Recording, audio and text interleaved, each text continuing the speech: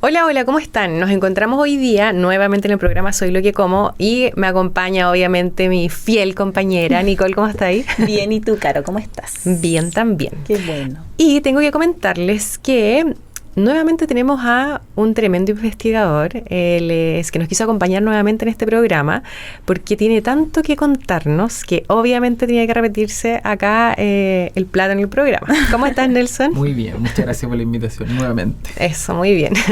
Nelson, hoy día la idea es conversar y que nos cuentes acerca de una investigación que se está trabajando a nivel nacional, ¿cierto? Porque tú eres académico de Universidad Santo Tomás de Antofagasta. Sí. Entonces la idea es que nos cuentes acerca de qué es lo que se está realizando en base a la seguridad alimentaria de los escolares. Cuéntanos, por favor, acerca de eso. Ya. Esta investigación nació principalmente porque uno de los, creo yo, que de los problemas que tenemos como en general en la búsqueda de información es que los datos que habitualmente tenemos es como estado nutricional. Entonces, por ejemplo, el mapa nutricional o todos los datos que contamos en el Ministerio tanto de Educación como de Salud son estado nutricional. Ya, pero el problema es que el estado nutricional a mí me entrega ese dato, pero yo no sé cómo llegaron ahí.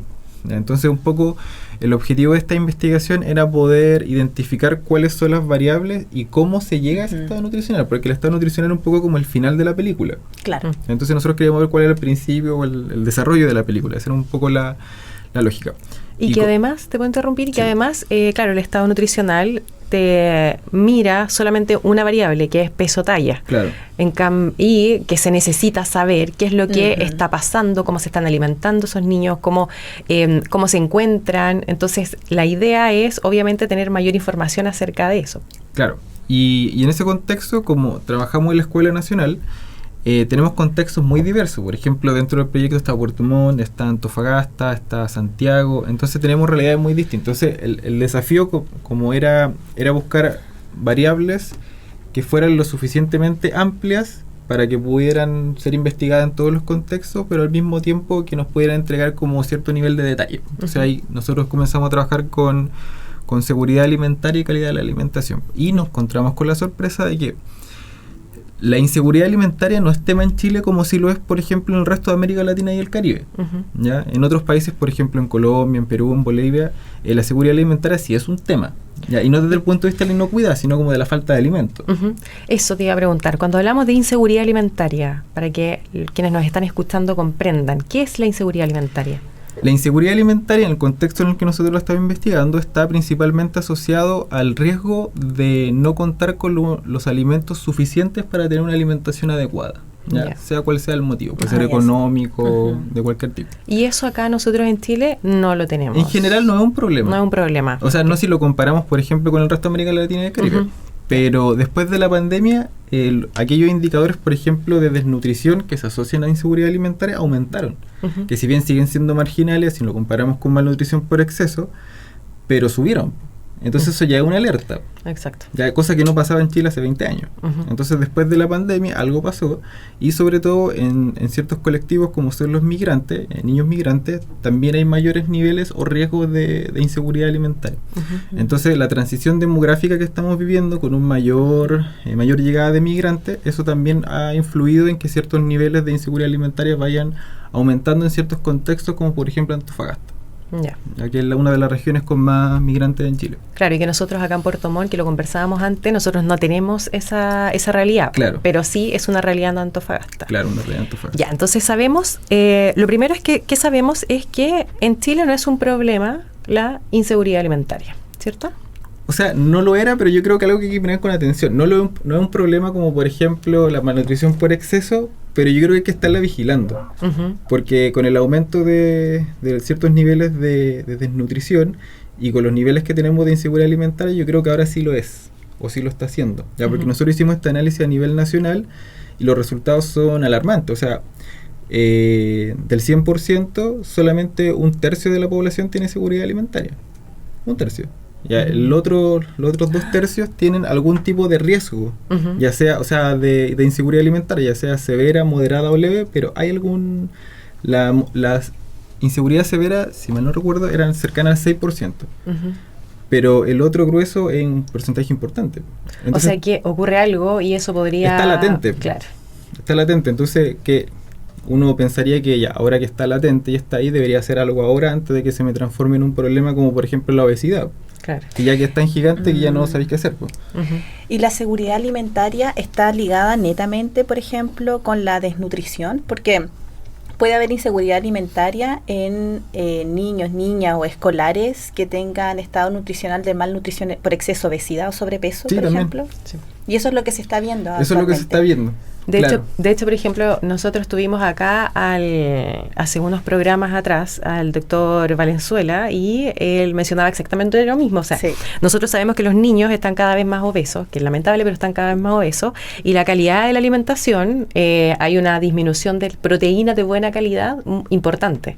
Entonces, al final, lo que se está haciendo es efectivamente eso, pues, como ver cómo es la alimentación de estos niños. Claro, porque se piensa que al estar o al tener un estado nutricional de obesidad o sobrepeso es que nos falta alimento. Claro. Pero lo que se está investigando es que sí falta y que la calidad además está siendo muy deficiente. Sí, exacto. Yo creo que hay un concepto que es la alimentación por conveniencia.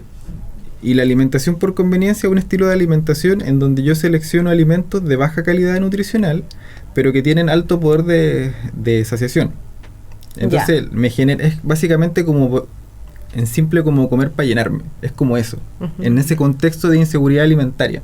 ¿Y cuáles serían esos alimentos? Comida rápida básicamente, papas fritas, no sé, completo, ese tipo de cosas. Entonces son alimentos que me generan alta saciedad, que son de fácil acceso, que son de bajo costo, pero de calidad nutricional pobre. Claro. Si es que solamente es mi alimentación. Entonces, claro, así como si yo tengo, por ejemplo, una de las cosas que pudimos identificar, que habían familias que tenían una comida al día, o 2 comidas al día, si es que se contaba lo que se entregaba en la escuela para el niño. Entonces, claro, si me quedaba una comida más, no iba a comer, no sé, la lógica era no voy a comer lechuga, o sea, no voy a comer ensalada, que como completo, un pan con algo. Claro. Esa era como la lógica. Y que en realidad la alimentación de los chilenos es súper limitada, porque, claro, generalmente uno consume, no sé, a la once, pan y con un agregado al pan. Pero si hablamos o vemos estas familias que no sé, hay una persona solamente que trabaja en casa, entonces evidentemente no es que vayan a cenar una porción de una proteína más ensalada, como que la recomendación, sino que es solamente un tipo de alimentación que generalmente es un hidrato de carbono, pan, con algún agregado, que generalmente ese agregado es una, no sé, grasa, por ejemplo. Grasa o azúcar, que en el fondo es mermelada o puede ser manjar. Exacto. Entonces, claro, el espectro que yo tengo de alimentos es chiquito, po. Por ejemplo, en Antofagasta nos pasa que además como Antofagasta es una zona muy árida, tampoco nos sobran las verduras, porque todo como que se trae. Entonces, como se trae, también el costo es más alto. Entonces, la alimentación es como, no sé, arroz, papa, algo. Es como esa como no queda tan... El acceso es mucho más limitado que, por ejemplo, en la zona centro y sur del país, en donde la verdura está acá, está como dando vuelta como en un territorio cercano. Exacto, en nuestros huertos. Claro, ya eso no existe. Nelson, ¿y qué más descubrieron en esta, o qué están descubriendo en esta investigación, que es una investigación a nivel nacional? O sea, como tú comentabas, hay varias sedes y varias regiones que están incluidas acá. Quisiera decir que cosas buenas, pero en realidad todo el panorama es como un poco como negativo. Por ejemplo, cuando nosotros hacemos los análisis también podemos como ir separando por tramo etario. Entonces vamos analizando por edad a medida que van aumentando los ciclos. Entonces, por ejemplo, nosotros dijimos ya, vamos a comparar por ciclo. Entonces, ciclo preescolar, ciclo básico y ciclo medio. Ya. Y a medida que van aumentando los ciclos, disminuye la calidad de la alimentación. O sea, la selección de alimentos es peor. Cuanto más pasa la edad, consumen menos alimentos nutritivos. Y la calidad global de la alimentación disminuye. En general. Tu alimentación general disminuye su calidad. Nelson, ¿y eso por qué podría ser? Yo creo que en el caso de los preescolares es porque al ser más chiquito todavía hay mucho control paterno y materno. Exacto. Entonces la alimentación está más regulada. Y claro, al ser más chico hay una mayor preocupación de qué come, cuándo come, el horario, etcétera, etcétera. Pero en el caso ya de los más grandes y con el aumento de la autonomía en las decisiones alimentarias, ya no, pues yo elijo lo que yo quiero o lo que me gusta. Y en estos más grandes también es entre comillas, porque claro, más grande, sí. ¿Desde qué edad se ve? Desde el ciclo básico. Claro. Que son chiquitos. Que son chiquititos, como 10 años, por Claro, ejemplo. De los 10 en adelante, más o menos. No menos, porque primero es... Desde primero básico. Primero básico. Ah, ciclo ya, básico. desde los 5, Claro, porque 6. tenemos el ciclo preescolar, el ciclo básico y después el medio. Ah, ya. Claro, y en el medio ya está intensificado. Entonces ya se nota mucho la diferencia. De hecho, la curva no es irregular, la curva es muy clara de cómo disminuye. Recuerdo eso. No es claro, porque, por ejemplo, a veces uno tiene como resultados que son un poco como itinerantes, no son tan claros, pero acá las curvas es clara, o sea, la tendencia es clara. Entonces eso también es como relevante. Y la otra cosa es que no encontramos diferencia en nada respecto a si eran niño o niña. O sea, están iguales. Era igual de mal, básicamente. Era como igual de mal, igual de desalentador.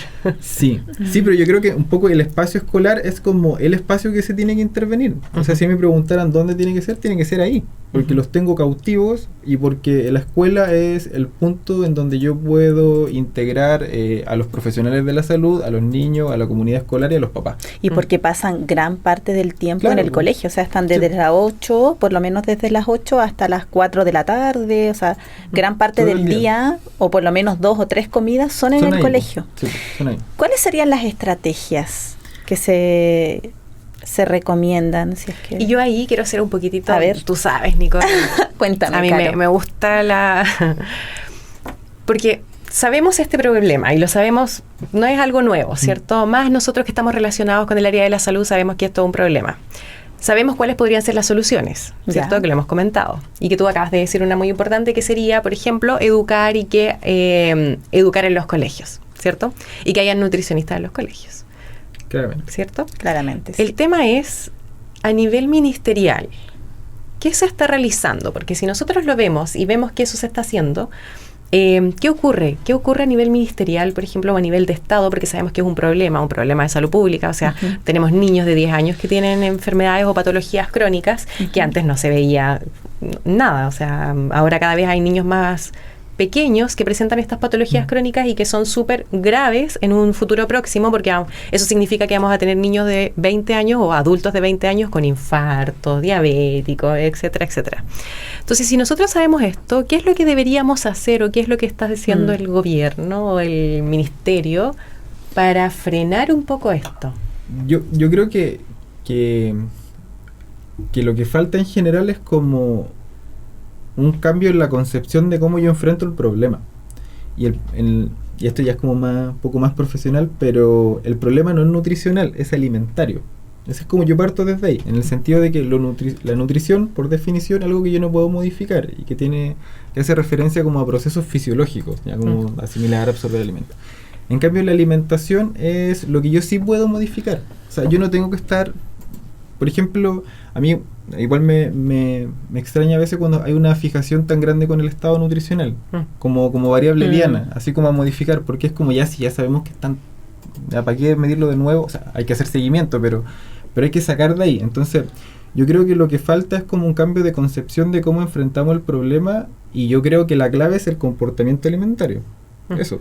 O sea, en la medida que yo pueda intervenir y modificar el comportamiento alimentario, yo voy a modificar todos los indicadores para arriba. De ahí parto. Entonces, yo creo que eso es.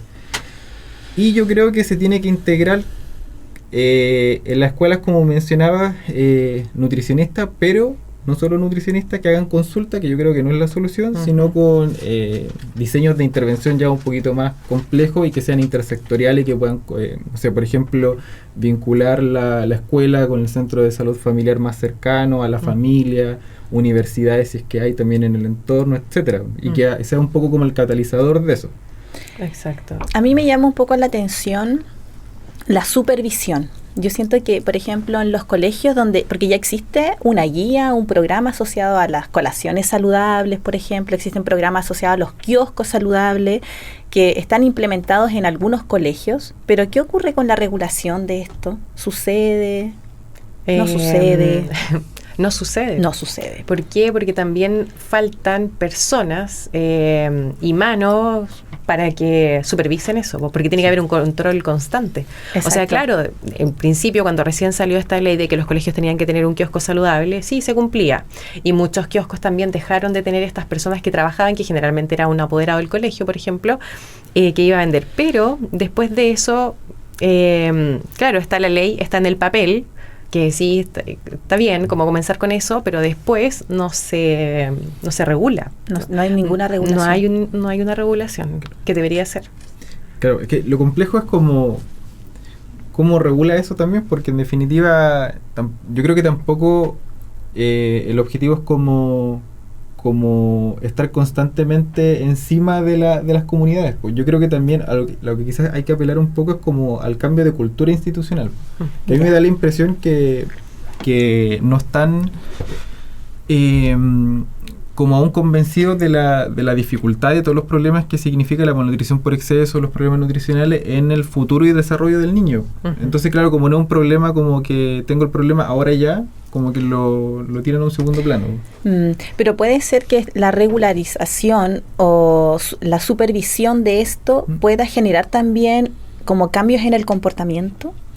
Sí, pues. Que quizás, claro, uno como que aboga a concientizar, a educar, pero quizás las leyes, la supervisión y la regularización como de todo este comportamiento, yo creo que igual forma parte de la educación. Claro. O sea, también es importante quizás abogar a eso. Yo participo en mesas de trabajo que son como intersectoriales, en donde se mezcla como los estamentos ya más profesionales, nosotros los académicos y tomadores de decisiones. Ya.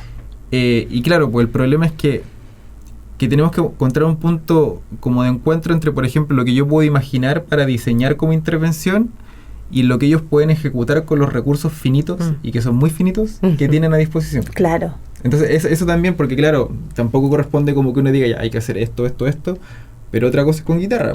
Claro. O sea, ya después cuando yo puedo diseñar un proyecto completo, pero después me dicen, ya, pero mira, estos son los recursos. Y claro, y te das cuenta que te alcanza como para la primera página del proyecto y no la otra. Entonces, claro. Eso también es dificultoso. Por eso yo decía que también hay que apelar un poco al trabajo intersectorial. Ya, porque a lo mejor no hay recurso para todo, pero las universidades, como por ejemplo nosotros, a través del internado intraescolar, podemos suplir ciertas cosas. Claro. Entonces, se tienen que generar esas redes. Pero esa articulación también cuesta. Exacto. Y desde ahí también nace de que el nutricionista esté capacitado también para generar estos proyectos, que sepa qué abordar, porque, o sea, lo mismo, por ejemplo, tú no te puedes guiar solamente por el peso o el estado nutricional, cuando hay muchísimas otras variables que son mucho más importantes, como lo último que tú tendrías que hacer es enfocarte en el peso, sino que más bien en esta educación, en incorporar, por ejemplo, a los papás, de que los papás también entiendan la importancia, como ya el colegio es una parte, pero también los papás que entiendan que su hijo va a ser una persona que va a estar enferma en un próximo periodo de tiempo, o sea, como a corto plazo, va a ser un niño que va a presentar problemas de salud. Y que no solo problemas de salud, que nosotros también lo hemos conversado, como qué es lo que ocurre con la parte académica, por ejemplo, la concentración que presentan, el rendimiento académico. Entonces va todo completamente relacionado. Sí, todo está ligado.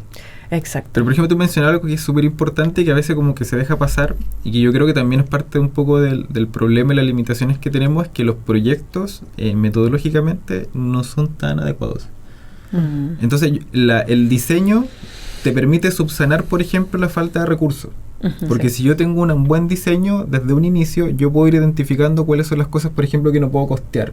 O las cosas que, no sé, y que yo esto no lo puedo pagar, entonces yo necesito hacer un trabajo estratégico con otra institución.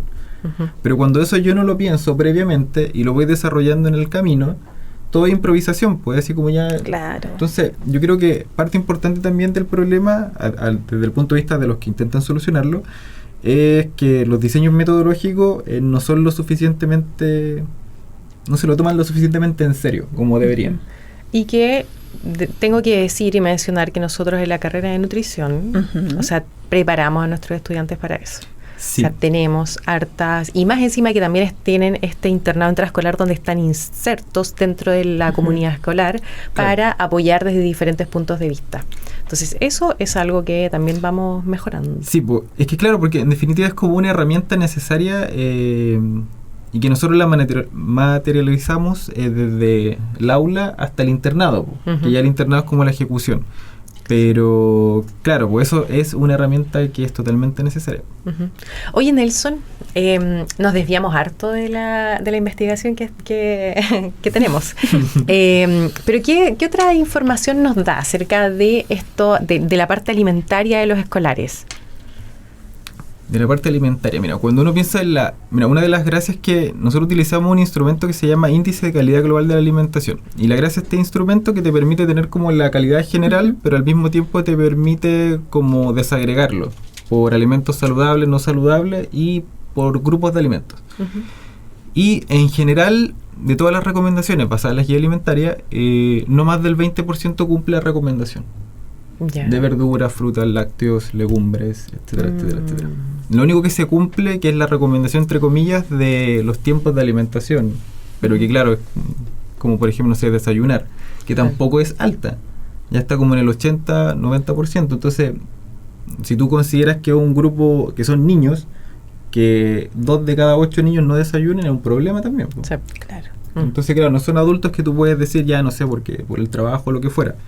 Entonces también es un periodo crítico.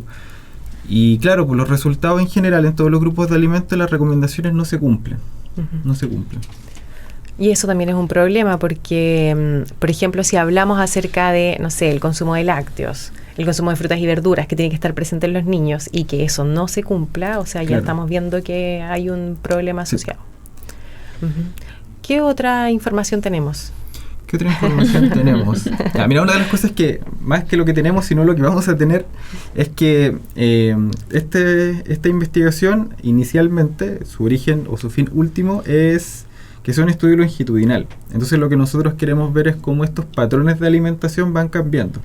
Ahora solamente alcanzamos a hacer los análisis de la primera recolección que fue de datos, que fue el 2024, pero ya este año terminamos el segundo muestreo, pero aún no tenemos los resultados. Entonces ya a partir de fin de año vamos a poder analizar cómo se va modificando la curva, porque nosotros también en paralelo vamos a estar haciendo intervenciones. Entonces estamos diseñando distintas formas de hacer intervención para mejorar estos indicadores, pero no lo vamos a hacer de una sola forma. Entonces vamos a tener como varias opciones para ver cuáles son las que más nos rinden y que sean más simples, ¿no? Entonces tenemos diseños metodológicos que nos permiten poner en prueba como hacer como ciertos ensayos para identificar cuál es la que, por ejemplo, el ideal sería la más simple pero más efectiva al mismo tiempo para modificar estos indicadores. Entonces a fin de año ya deberíamos poder tener estas intervenciones y también poder tener los resultados como longitudinales para ver cómo cambia en el tiempo.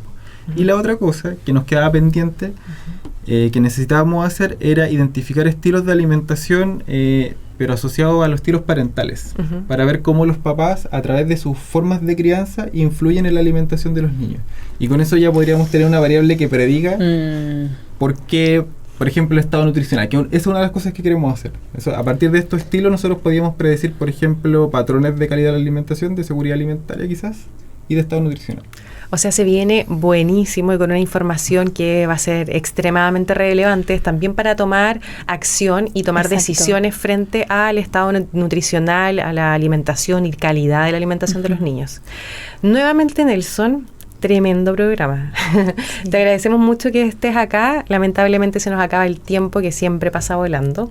Pero muchas gracias por estar acá. Gracias por el tema. Y nosotras nos vemos, Nicole, el próximo viernes acá en el programa Soy lo que como. Que estén muy bien. Que estén bien. Buen fin de semana. Chao, chao.